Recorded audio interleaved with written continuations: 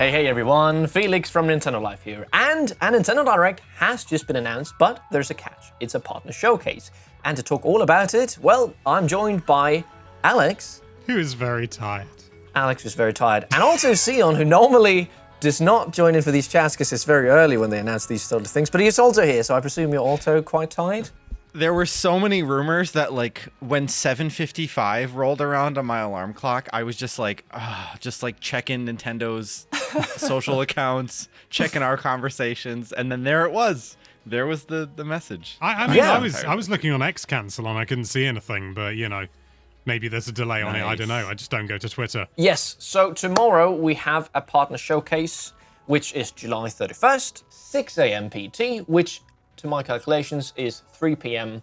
Central Europe summertime and 2 p.m. your time, Alex, in England. That's absolutely correct. I don't know what it is in your time, Sion, precisely. Maybe you can enlighten me with that. 8 a.m. CT, and then it'll be 9 a.m. Eastern time. It's a bit shorter because it's part of showcase. They say they have roughly 25 minutes of information on upcoming Nintendo Switch 2 and Nintendo Switch games from our publishing partners. So yes, it's very interesting. These have been hit and miss. I think the last one we had was last year. The games that were there, we had games like Ender Magnolia, Bloom in the Mist, which I've played a little bit of, did the video review, really good time. A Ranger, Unicorn Overlord, got a demo on the day. Epic Mickey Rebrushed, Shin Megami Tensei 5 Vengeance. Wow. Other stuff, Super Monkey Ball, Banana Rumble, World of Goo 2, Fantasy Life, The Girl Who Steals Time. There was another trailer where they said it was coming out October 10th, which obviously did not happen. Another Crab's Treasure was shown again. Penny's Big Breakaway, Pepper Grinder, Pocket Card Jockey Rider. I mean, the list just goes on. There was so much great stuff. It ended up with Endless Ocean Luminous, which is crazy that is only a bit over a year ago. That feels like... It's like... I was surprised that was in a partner showcase, because wasn't it published by Nintendo? Yeah. So like looking back on it now, it's like I wonder if Nintendo has just always been trying to like skirt like the ownership of that game over to third parties. Cause they're like, that was a third party. Don't you remember? That was in the partner showcase. We didn't do that. A distinct possibility. But, that was last year. We're talking 2025, baby. We are. What are we going to expect? I'll tell you. Yeah, what do you want? What do you want, Alex? What do you want? Elden Ring Tarnished Edition release date. I can't believe we still don't have one. There is a couple of games which we saw in that initial Nintendo Switch 2 Direct, which had a lot of third-party stuff, which I imagine will get release dates. Like for me, the big one is Hades. Oh yeah, Hades 2, yeah. Yes. I was going to say, Hades is out, sister. Hades 2. I mean, Silksong was going to be at Gamescom, so maybe there's something tomorrow. Yeah. I could see it happening. What's interesting how there's like what is an indie and what is a third party to Nintendo? I mean, they are the same, realistically, I think. But we had another Crab's Treasure, as you mentioned, in the partner showcase last year, and Silksong is bigger than that, I think, in many regards, but like in the same category. So it sounds very, very realistic that it could make an appearance, get a release date. Ooh, take that, Xbox N-Gage. What's that handheld thing called again? The ROG Ally. Oh yeah, ROG Ally Xbox Edition 1 or something. I want to call it the X-Gauge. X-Gauge sounds like some tool you use to measure something very specific.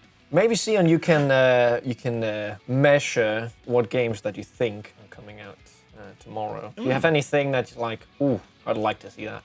I mean, to be very safe, like Story of Seasons comes out in August, so maybe we'll get another look at that. Daemon X Machina comes out in September, and they just announced that that's going to be at Gamescom now too, so I wouldn't be surprised if they show off more of that.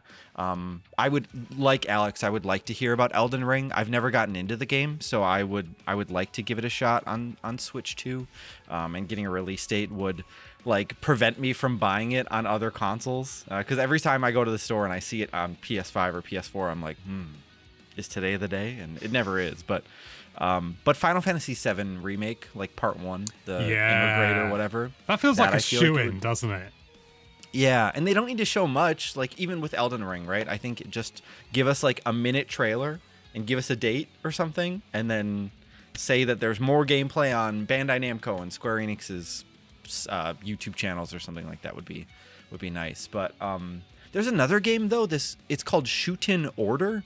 It comes out in September, and it's by the creators or co-creators of Danganronpa, and I don't remember if the 100 Line developers are working on it too, but it looks like a kind of spiritual successor to Danganronpa, where you're like running around trying to solve this mystery. The art style is super over the top.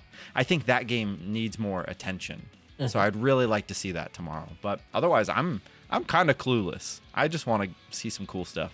Yeah, same. I'm really looking forward to just, have some game surprise. Maybe like, oh, this looks interesting. A game that did that way back, which is actually, I don't know if it is out or it's coming out really soon. It's Time Flies, which was just like a really unique looking game. I'm looking for more of those types of things. I know we probably won't see as many indies tomorrow, but yeah, some Hades 2, Silk Song, if we're lucky, if we finally get fed, that'd be nice. Yeah. Who am I kidding? We're getting fed left and right. I mean, this is we are in kind of like we're in the weird like realm of Switch 2 where it's brand new, right? There's this new mouse mode control set. Mario Paint is now on Switch 2 and Switch 1, which is cool. But maybe we'll see some third parties kind of come out with this like little experimental project, kind of like you're saying, like Time Flies feels like a game would be great for like a mouse mode controls.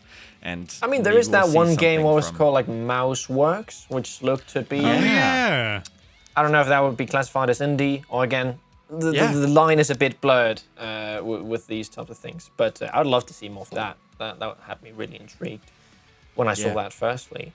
This is the first direct we're getting when the Switch 2 is out. Maybe a little bit disappointed it's not a proper Nintendo Direct, but I'm still really, really chuffed to see 25 minutes of stuff getting revealed. And I think there's going to be a lot. I think there's going to be a lot of cool stuff people want to get on the Switch 2. And if they couldn't get in that initial Nintendo Switch 2 Direct, well, they best be sure want to get in this one. Yeah. Well, I've got a few, I've compiled a few notes, a little quick fire round of games that could be featured. Oh, cool. If anyone's interested, let's go. Me, yes. 2 Point Museum, EA Sports FC 26, Borderlands 4, Sonic Racing Crossworlds. Hyrule Warriors Age of Imprisonment, definitely borderline, but it's very clearly developed externally. I don't know. They put Endless Ocean in, so who knows what's going to happen. I think those are all really good candidates. It's nice, right, that like the Switch 2 is in this realm where you don't have to worry about it so much not getting the next gen titles. And I know stuff like Sonic Racing. Doom the Dark Ages! Doom the Dark Ages! Oh, please! Yeah, that's a good shout. I've been holding off. I'm excited to see how the new FIFA will do on the Switch 2, because on the Switch, well, it was just miserable. Yeah.